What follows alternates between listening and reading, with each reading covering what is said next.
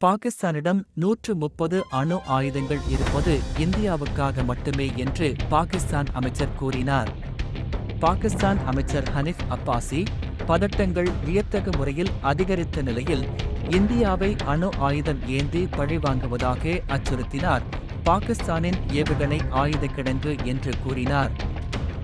கோரி, ஷாஹீன் மற்றும் கஸ்னவி ஏவுகணைகள் உட்பட 130 அணு ஆயுதங்கள் இந்தியாவிற்கு மட்டுமே வைக்கப்பட்டுள்ளன என்று கூறினார்.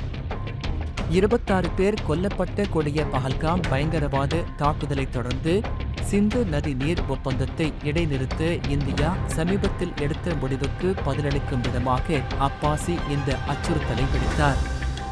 பாகிஸ்தானின் நீர் விநியோகத்தை நிறுத்த இந்தியா முடிவு செய்தால் அது முழு அளவிலான போருக்கு தயாராக வேண்டும்.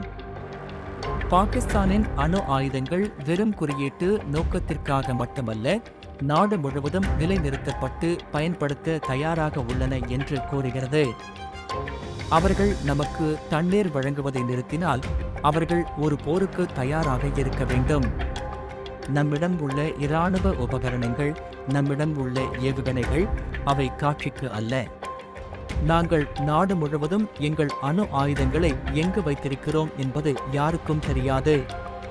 நான் மீண்டும் சொல்கிறேன், இந்த பாலிஸ்டிக் ஏவுகணைகள் அவை அனைத்தும் உங்களை இலக்காக கொண்டவை என்று அவர் எச்சரித்தார்.